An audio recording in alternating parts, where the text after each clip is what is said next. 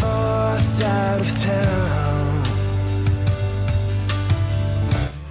Hello everyone, welcome to another episode of Ask the Wizard, streaming live almost daily, 2 in a row. Hey, look at me. Topic today is going to be a little bit more on the teaching line. I've got Mr. Flipchart over here. Let's see if he works. Oh, look, there he is. Cool. There he is. Yeah, stay tuned. I'm going to start. Whoa, let me go back to the right screen. Start the 5-minute counter right now. There we go. All right.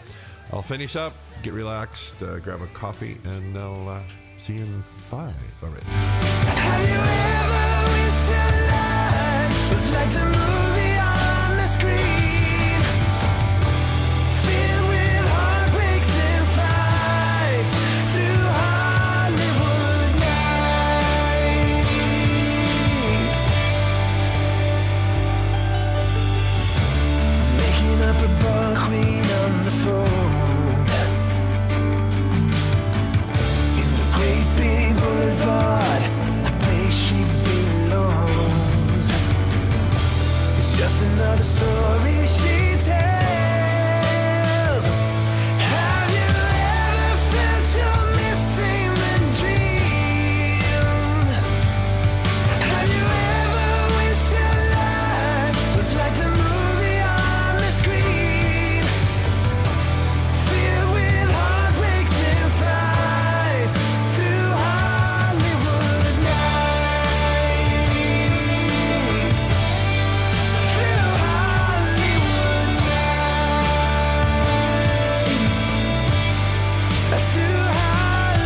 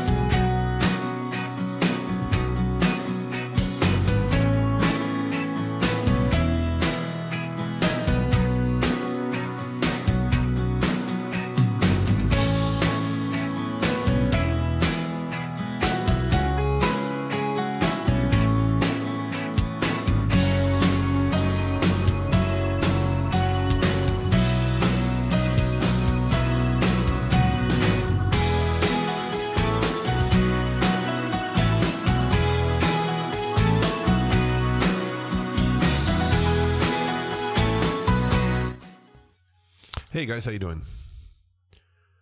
Okay, I started a bit early, but you know, this is a cool topic, so that's why I wanted to. Okay.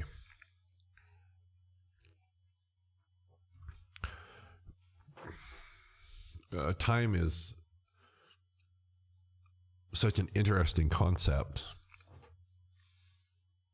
The spiritualists, if you want to call it that way, people from old days, a long time ago, they talked about time being, I have my camera angle weird, you can see the floor over there, that's okay.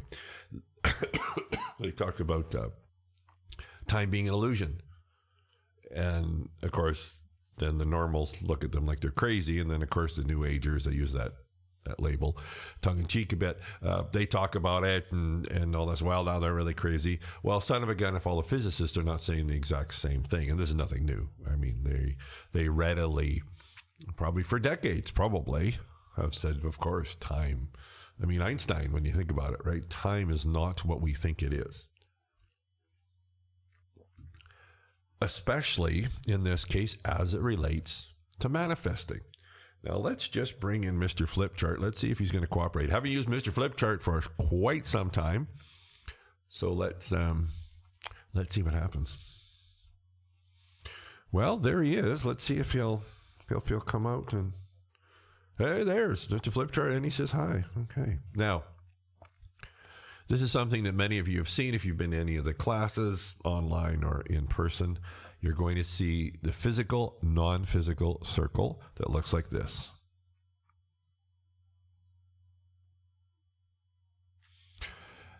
This is, do I have the pen? Yeah, I do. We're good.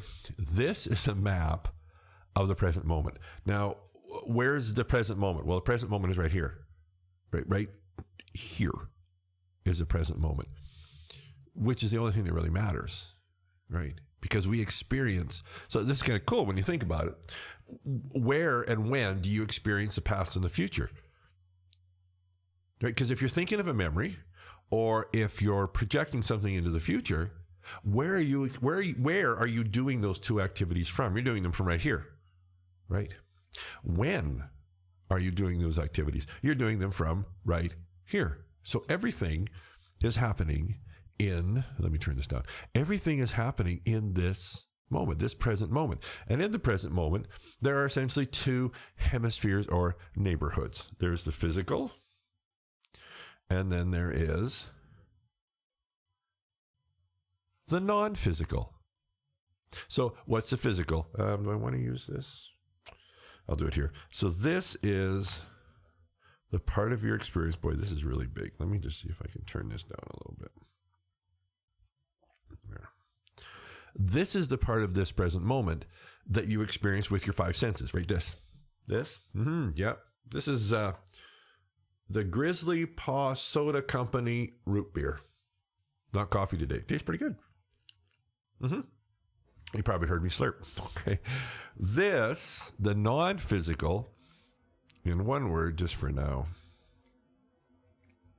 is our thoughts. So what I'd mentioned when you were remembering, thinking of a memory, or when you were projecting into the future, where are you doing that? You're doing that here, right? You're not doing it here, right? You're doing the activity here. Now, just because you don't see it here doesn't mean it's not real. And that's one of the first things to remember is both of these are just as real as the other. But here's what we do so often is we've decided that this, right, this, camera, hello, camera, that this is more real, more relevant than our thoughts, which is one of the first areas that we trip ourselves up in a whole variety of ways, especially in manifesting, because we've decided that doing something here is more powerful than and effective than thinking something here. And in so many cases, it's the exact opposite. Because, we'll just flip this in here anyway, because this here is the cause. And this here is the effect. Not the other way around. There is interplay back and forth, but the causational field, if you will, is here, or hemisphere. And then we see the effect here, which plays into the topic. Hold on. We're good. Email, which plays into the topic of this really a teaching session. Haven't done a teaching session for quite a while here. Okay, so stick with me there. All right, let's see if I remember how to do this. Oh, I do. Look at me. And we'll change this back.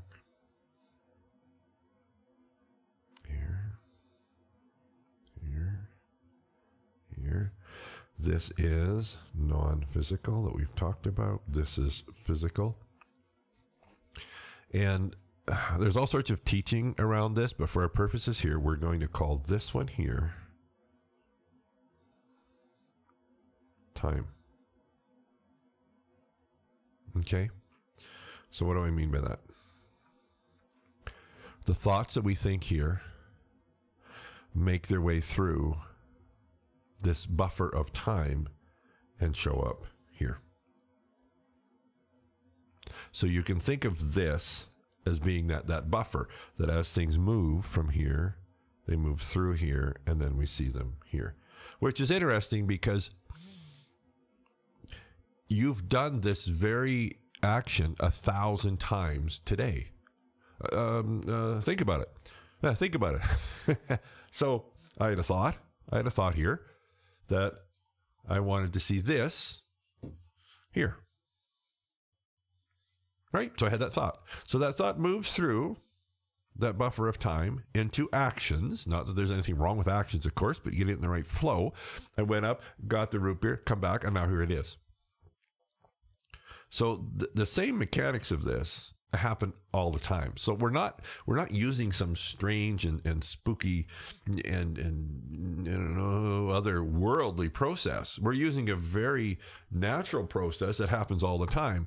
We're just using it in some different ways. So when you have a desire, let's see, there's a pink. You have a desire. It shows up as a thought. Right? A picture, a movie, something in your mind. Now, that has great potential, but it's not going to show up here an awful lot, if at all. Especially for our purposes here, which just is a desire. I mean, for me, getting this root beer, that was pretty simple, right? But for those other ones, right, that you're not really sure how you're going to make, I don't know how I'm going to get the root beer. I just want the root beer. So when it starts to really make its way through into here is when you attach a feeling. Now, I was going to say an emotion, but an emotion is a label. Feeling, right, is a sensation. So you have the thought, but what really initiates that thought or gives it the fuel to start to move through into your physical circumstances is emotion or feeling. Like it feels you. So a root beer. I have a thought. There's the thought. Oh, root beer. And then you go, that root beer would be good. Now you're attaching a feeling to it, right? Now it's going to start to make its way through into here.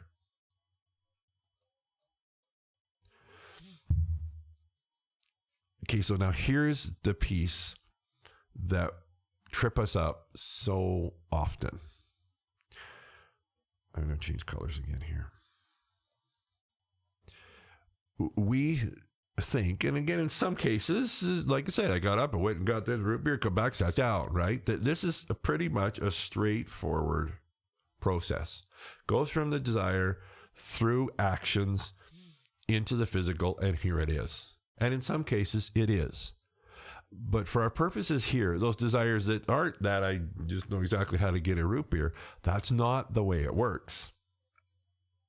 You see, when we're manifesting those desires that are outside of our understanding of how we're going to make them happen, that's when we have to latch on to the horsepower in what I call the creative flow. And the creative flow is this flow that takes everything from the non-physical into the physical. Whoops, look at that. Feeling is gone.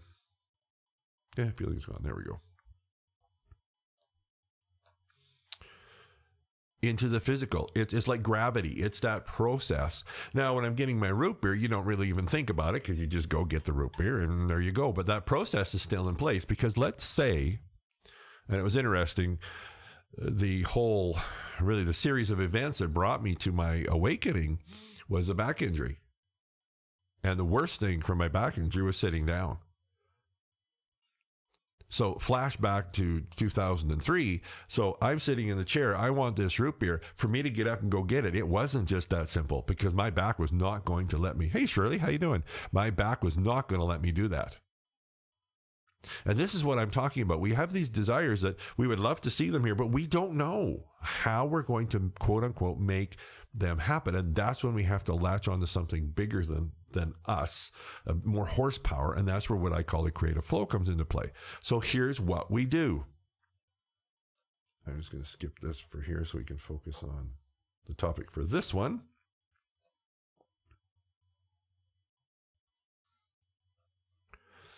Is the desire, when you have the desire, and then you attach a good feeling. So feeling good, right? That good feeling to it. Feels good. It feels good. Now it's going to start to make its way down into here. And then the steps, all the steps, what's it called? The bridge of events. I think one of the teachers I listened to uses the term bridge of events. So basically the steps, they're going to take you from here to here to here to here to here. will start to show up here. But here's the thing, and this is what's so important. When we're using that creative flow, by definition, it's outside of the tools, the mechanisms, the resources that it uses is outside of our common logic, or I could say even understanding. You see, it's not limited by these linear step. So here, step to get the root beer. That's very linear. I could have, charted it out. But in these cases, that's not the way it works at all, because it's not limited to this linear time, because here, time is not linear at all. You want an example? Think about something you did yesterday. Okay. Think about something you did a holiday, or what you did at Christmas time, or what you did last summer. Okay. Think about something that you're planning coming up tomorrow. Think about something that you're planning that's coming up a year from now or something. You can go just like that, like that, like that, like that. If time was linear, it would have taken you longer to get to what you did last summer than what you did last week. You see, in the non-physical, there is no linearity. It's just pick this, right? So what you're doing is you've got the desire, you're attaching this good feeling to it, and then it starts this process. But the steps, and this is where you kind of warps your brain a little bit, is the steps don't show up necessarily as 1, 2, 3, 4, 5, and there you are. That's our linear thinking. And now this is a big teaching in a tiny little broadcast here. Your job is to maintain this. Your job is not to figure out these steps, right? It's not to analyze these steps. It's not to intellectualize these steps at all.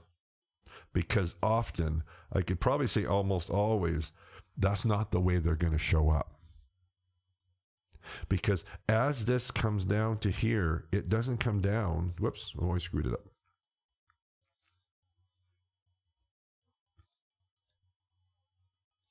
It doesn't come down like this.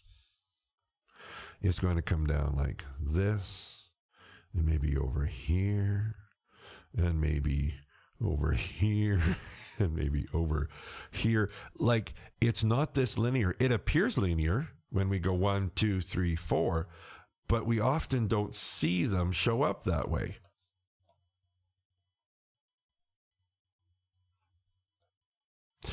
Because the creative flow doesn't operate exclusively here. I mean, get up, walk to the kitchen, get the root beer, come back and sit down. It doesn't operate here. It operates here, where it's not limited by linear time. As you do this, all these little shoots start to kind of form their way. Maybe one shows up here, and one shows up here, and then one shows up here. I think I just lost my flip chart. There it is. Yeah. Oh, look at that. It's not going to stay there. Well, anyway. It worked, sort of. So they show up in what we would see as being not linear at all. Which is why trying to use our common sense to go, okay, I'm doing this, I'm feeling good, I'm doing all this kind of stuff, and then like something happened over here, and we go, okay, that makes no sense, because what about this one, this one, this one, and this one? Now we're using our linear thinking to try and understand a non-linear concept or process. See, and this is why those 4-letter words like faith and trust and all those things are so important. Is because this machine that we're using works really, really well. But it's not limited by linear time. So you're doing the work and you see things start to happen out here. But to you, it doesn't make sense. It's like, why does this happen? This makes no sense at all. It's because we think, okay, I want my root beer, right? My root beer. I'm going to step 1, get up. Step 2, walk to the kitchen. Step 2, get the root beer out of the fridge. Step 3, bring the root beer back here. Step, 4, sit down. Very linear, but that's not the way this creative process flows. And one, I'll tell you this. Okay, so you could skip all the first part and just listen to this. That's all you need to know. Your job is to think the thoughts, feel the feelings that feel good. And in so many respects, ignore what's happening out here. Ignore it.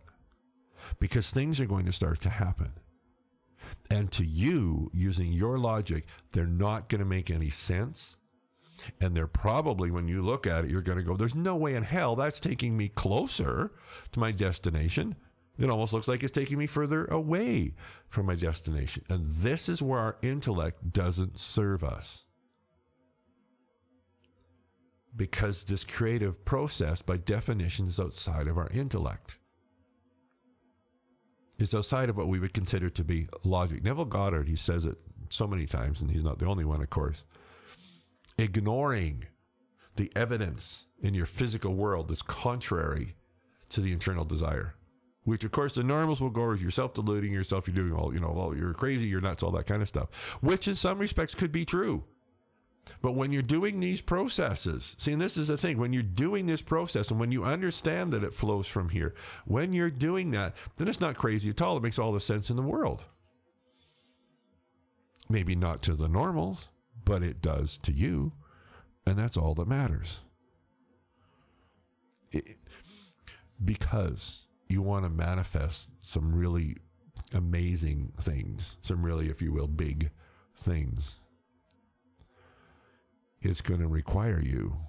I have it. Where's my manual? Hold on.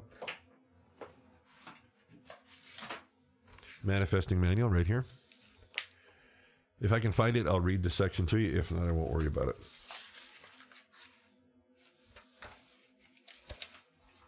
I'm probably not going to be able to find it. That's okay. And the last page of the first section, many of you have the manual. It talks about it's going to require you to think crazy thoughts. Other people are going to think you're crazy. At times, you're going to think you're crazy. But understanding the processes and the mechanics, how the machine works and how to work with the machine takes a lot of that craziness away. The normals will still think you're nuts. You're still going to have to fight with your intellect that shows you this thing and goes, this isn't helping. Maybe this is making it worse, right? But because you're watching this and because you've decided to expand and grow and evolve, it's by definition going to require you to step outside of what's normal, at least to the normals and even to you. It's going to require you to trust. It's going to require you to have faith. Faith, as Neville Goddard says, faith is loyalty to the unseen. Faith is loyalty to your desire, at the expense of what your common sense or common senses are telling you. But that's where the magic is, folks. That's where the quote-unquote miracles are. And what's interesting is, once you know how the machine works and you work the machine, the miracles don't really seem like miracles anymore. They seem like very natural outcomes. I think that's the thing, right? You're not manifesting miracles. Not once you understand how the machine works. You just work the machine. Your job, well, I wonder if I'm losing connection because I'm losing all sorts of stuff here. Your job is to think the thoughts, feel the feelings, ignore the contradictions, and just be loyal to the desire. Be loyal to the feeling. Let the machine do its work. It knows what it's doing. Let the machine do its work. I think I'm going to wrap up because it looks like my software might be doing some weird and strange things on me. Thanks for tuning in. Share. We're all in this together. And see you on the web.